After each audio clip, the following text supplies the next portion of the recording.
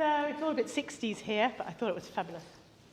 Liz Walton. So I was always calling myself the fertility coach when I first arrived. I've only actually been back in the UK for about 2.5 years. I was away for 7 years because I went back to the UK to look after my dear mum, who since passed away, and so that's why we've come back. But before that, I was in Australia again for 7 years. I met my husband whilst living in Africa. So that takes us a bit about me. I've been very lucky, grew up overseas. I know Patrick was sort of talking about taking your children all over the world, and for me it was great. But all of us different kids see it differently, but I loved it. I've been in the health and wellness field for now about 26 years, because I had a birthday. So, and when I was about 30, I buggered off to Africa going, I've got to get back to Africa. And it's one of those things, you step out, you don't know what you're doing, you just know you have to get out. You don't have much money in your hand. But a friend of a friend ran a lodge, it was 1999, you do massage, you can go get, cheap stay. So off I toddled. And within a month, I ran the lodge, basically, because they had a child who'd fallen off a balcony, broken leg, not very good hospitals out there. So they're like, we want someone to run the lodge. I'll run the lodge, I don't have much money. So I was offered a fantastic opportunity that I learned a lot about, and my job was to make sure everyone had fun. As you can imagine, it was a really tough job. I had the time of my life, and I met Greg. So where we then was there for a while, 5 years, and it was just like, we better grow up, so we need to come back to the first world. So we came to, I think it was the Rugby Cup for the UK when we won. I just arrived in November. I was English, couldn't really say, oh yeah, that's great. So we got married in 2005, and by that time I was already 35, 36, already an older so-called mum. We better start having a baby, and it did not happen. So what basically over 10 years I had a fertility journey, and in this journey basically I learned a lot about me, myself, healing, and I suppose all different aspects of what we can go through on a fertility journey. I had 6 IVFs and did everything in my capacity. So basically in roughly around year 8, I think it was, we had to go back to the UK. It was all self-funded because I was by that time over 40. We had less than no money. We'd bought a house here, renovated it, and had to go off because my brother was a bit like, I don't know how long mum's going to last. So really we had to let go of it. And then it was like, how do you let go? So the universe made my sister, well, he didn't. My sister-in-law got pregnant, first time IVF, and that was like, okay, now it's time to let go. Because the feelings in me weren't healthy because I was so hurt. And yet she'd only managed to do what I hadn't done. And I wanted to find peace and completion. The universe had showed me I couldn't get pregnant, so get over it, Liz. So that was kind of my way of doing it. So I spent another, what should I say, a couple of years just being completely clear. And it did work. My language was, I'm really lucky, don't have to have a child. I am the child, I can do whatever I want. In fact, in a couple of years, I'm going to go to Africa and I'll save all the children over there. So, because that's what I knew. So I really got into, my fertility journey. I was so hungry to find the key. I added so many different new learnings and trainings to who I was, NLP, timeline therapy, the journey process. I added so much to my kit bag. So even though I didn't become a parent, I became a happier version of myself. I'd healed so much of my past. And it's not that I had a bad past. I had some sexual abuse, which I didn't deal with, and then I became depressed as a 20-year-old. When we don't deal with our stuff and we push it down, it will manifest as illness, depression, as all sorts of other things. So when I was in my 20s, I was quite unhealthy. I was quite mad. I was party animal basically, and doing things that weren't necessarily healthy for me, but I did have a lot of fun, should I say, but it wasn't healthy.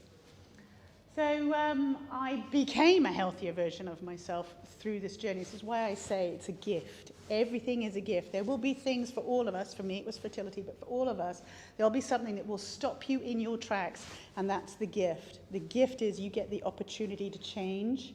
see life in a whole different way, heal parts of you that you might not have realized, but also learn stuff that you didn't know you could do. Okay? So what it's given me is a blueprint for fertility, for creation, of understanding exactly all the different areas that we can go through, that we can also heal from, and that we can become more from and to. Yeah? So I did have a little child, basically, at the age of 46. So what I love is, I didn't just being told not no once, it was 6 times. I spent stupid amounts of money. And I didn't have a child just in my 40s, it was 46. So I'm proof, in a way, that it can happen. You can do it. Your body is friggin' amazing. And you can do it, and you can her out, which is what I did. Okay? So I don't need to, these are all the different things I've got. I love to learn. It's interesting once you get that, I suppose, that need to understand how good it feels to get rid of your shit. It starts to want more and more and more. So I'm always thirsty to find more. I'm very into the truth of who we are. So there's all sorts of things I bring in. So because I've got quite a beautiful kit bag, I tailor everything to my clients. So it isn't, as I always say, just for fertility. It is about that creation process, finding that space so creation can happen for whatever that might be for the individual. So Sue deals with a lot with the conscious. I look at patterns. What is it? That curiosity. What is it? Why do we do what we're doing? How does our body know to do that? So let's get curious. Okay? Because what we've done can also be undone. Okay? And we can create that health space for us, go back to the healthy part. So basically, I'm open for business. Yay! All right. So I specialize, which I don't ask anyone to do what I haven't done myself. I'm very into walking your walk and speaking your speak. Everything I have done for myself. So depression, addiction, stress, anxiety, abuse, grief, fertility, and they all read into fertility as well. Okay. These are my main areas of work, and I work on that deep emotional issues. So people come in, this is the problem. The problem's always actually several layers deeper. And it's just like we open that bag that no one can see, that's full of stuff, and we just empty it. And then they don't have to be, their pain. I'd be okay if it wasn't for this thing, They can let it go. They can cut the ties and just be themselves. So thank you for listening. And we can really be that energy that you attract, okay? I noticed that when I was at a much lower level, and being in my 20s, I was attracting a lot of really unhealthy behavior. And the more that now I'm in such a healthy, I now keep, I only put out the fact, okay, universe, we want a bigger house, we want this, and literally a month later it's happened. I now can attract so much stuff to me. It's, we are the creators. We literally are magic. And I want all my clients to find that magic in them. And the thing is, they do. This is the thing. They go, oh my God, I found it. I started putting out things and it happened. I'm like, yes, it does. So that's me. Somewhere. We've got quite a few minutes for questions. So, any questiones? That's fine, that's good. I've obviously explained it well. I was just letting everyone have a chance. So, just to explain, when I say unexplained infertility, so it's looking at the scars that the microscope doesn't pick up. So some of my past clients where they've had alcoholic parents, I love my parents, but there's been a part where part of them is scared about becoming a parent because their growing up situation had been so traumatic. I've had where their parents have, been in different sects as well. When I say sects, different beliefs, and it's been very traumatic.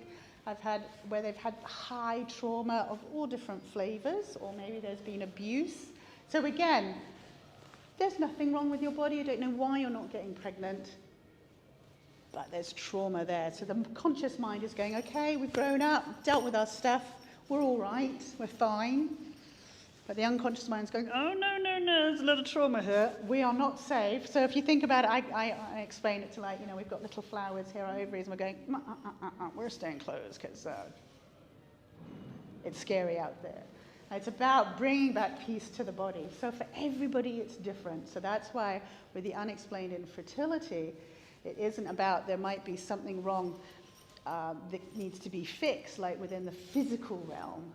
It's a lot of what's going on in the emotional realm, like with the trauma. So I do send a lot of people to Sue, because sometimes you don't need to talk it out. Sometimes it needs to be picked up. So we do a lot of working together. So Liz, is there a gradual education of people learning, or is there the aha moment that goes on? So I suppose for each one it's different, because we're all at a different pace and stage.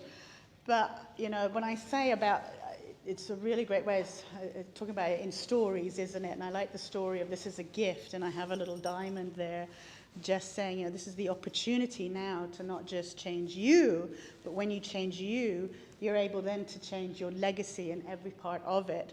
And you now get to change how you see and think and how you feel, and all of the ways that have brought you to here now.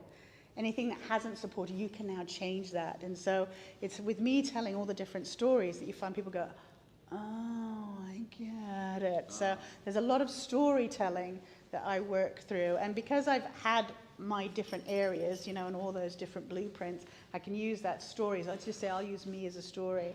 And then by saying that will bring things up for them.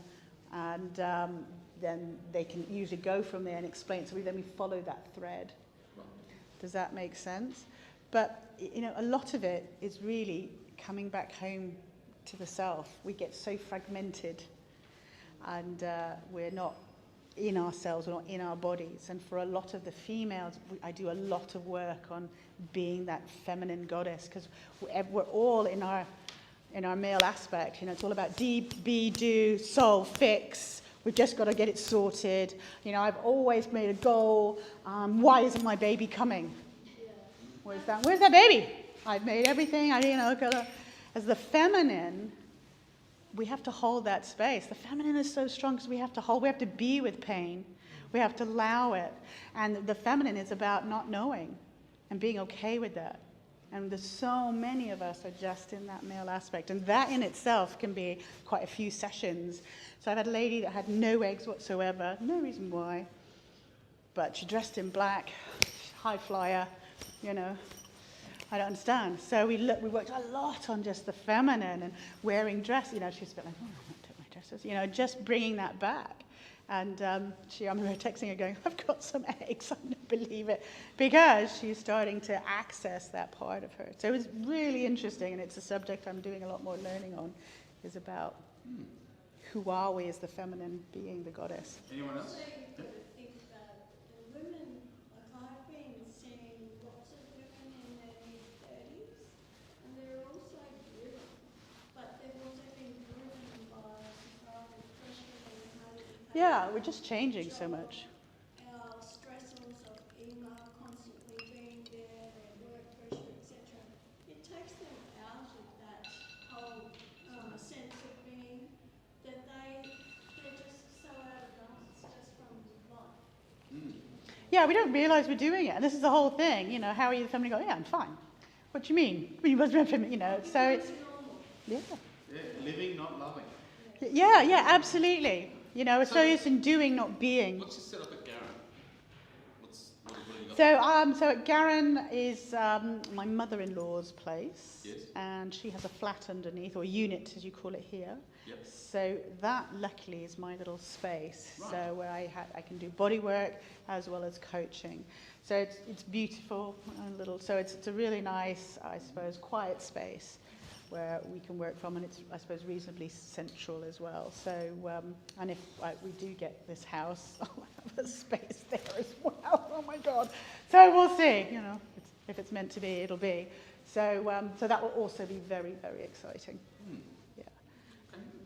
So hopefully that's been of interest, given you a bit more in depth, and thank you very much. Thank you.